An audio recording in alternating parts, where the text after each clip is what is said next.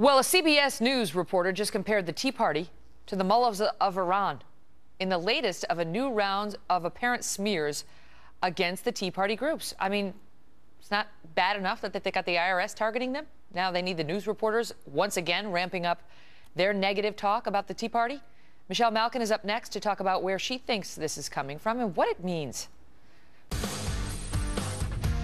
Well, a CBS News report about the election in Iran has raised some eyebrows. While reporting this weekend on Iran's presidential election, CBS News reporter Elizabeth Palmer compared some of the more extreme candidates in Iran to members of the Tea Party here in America. Listen. He was seen as the most reform-minded of all the candidates who ran this time.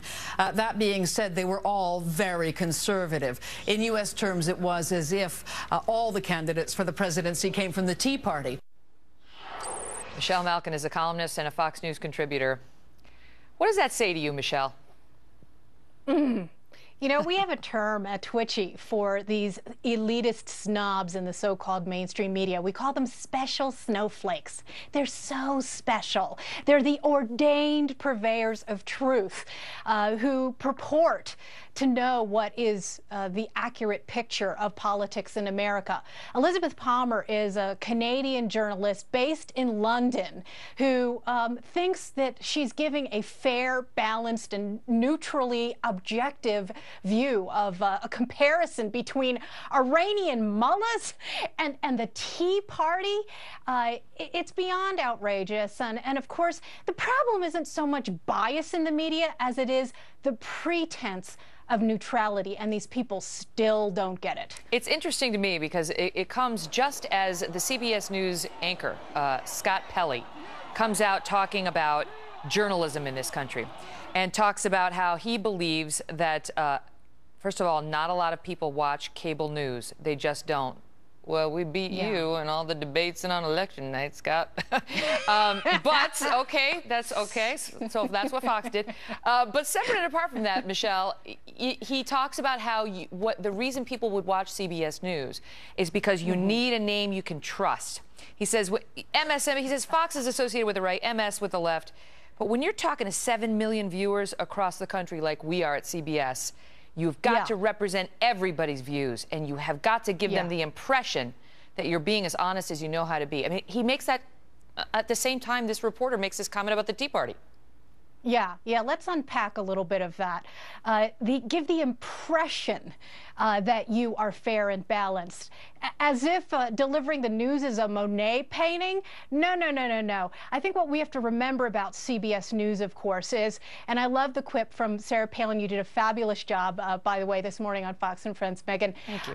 That the CBS took, it puts the BS in CBS. Well, CBS News took the news out of CBS News a long time ago, and nobody should forget when we're talking about media and distortion that CBS was the king of manufacturing news. These are people who accused the people who debunked Rathergate of being, quote, partisan political operatives. Talk about the worst kind of psychological projection there. When we talk about I've talked a long time now as someone who's had a foot in both new media and old media about the extended death cry of snob journalism, and CBS has been at the forefront of that. Scott Pelley's comments deriding and mocking his competitors in cable news just shows you how much these people chafe at effective competition. They hate it. And the thing on the Tea Party is, I mean, like, it's just sort of accepted. Like, there's been no apology for what she said. Maybe she misspoke. Maybe she got out too far ahead of her skis. Maybe CBS News doesn't back those comments. But could we know that? You know, that's very easily corrected or spoken to. And without that, it leaves the impression that we're okay with that. We are okay with that. And that is the version that we've seen so often in the mainstream media of representing everybody's views. Yeah. Yeah. Well, look, the ultimate accountability is in your remote control, and people are voting with their fingers. And despite Scott Pelley's warped media math there, I think those numbers and the ratings for Fox News speak for themselves. And there we go again. Here he is. Didn't he just a couple of months ago talk about how his quote-unquote house was on fire? He himself admitting many of the things that he'd gotten wrong. Again, it's not so much that people get things wrong in the news. That will happen in any kind of news cycle where you're rushing to get things on the air. The problem is the pretending of these people that they are somehow better than the average viewer and better than their competitors. You're not. There's a news flash for you, CBS. The irony too is that as he's talking about how people make mistakes and the cable nets make these mistakes, and he owned up to a couple of his own mistakes, but he was putting it on cable, and he was talking about, well, as far as cable goes, they only have 200,000 viewers. They only have 200, 300,000 viewers. And the interviewer specifically asked him, now that's not true. I mean, we've got 5 times that many just on this show, but they asked him about Hannity and O'Reilly, who are 2 huge powerhouses in news. I mean, the biggest names in news on cable. And he stuck by those numbers. O'Reilly on a given night averages around 4 million between his show and his repeat. I mean, and it's just ignored. I mean, he's telling people misinformation.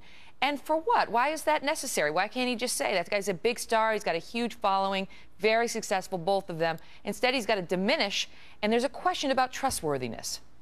Yeah. Yeah, and like I said, that question has been there for years now, and I think he didn't do himself any service now as the heir to Dan Rather. He sure is filling those shoes pretty well, the propagation of lies and smears. But let me just draw a little bigger picture here, because it isn't just about CBS versus the Tea Party. If you'll recall, over the last several years, the hit pieces and the targeting are on par with what the government has been doing. You look at ABC and how they tried to tie the Tea Party to the Sandy Hook Newtown massacre, or NPR, which was caught undercover by investigative journalist James O'Keefe, trashing the Tea Party, calling them racist and bigoted and intolerant. And once again, all they're really doing is holding a mirror to themselves and showing just how uncomfortable they are with people who disagree with their views. And ultimately, of course, it's going to bite them in their own backsides when it comes to competition in the marketplace. They lose, we win. The Tea Party has taken a lot of incoming since they were born, a lot of incoming. I mean, at the highest levels of government, as we saw with the whole IRS scandal. And it just continues, Michelle. Thank you for being here. You bet.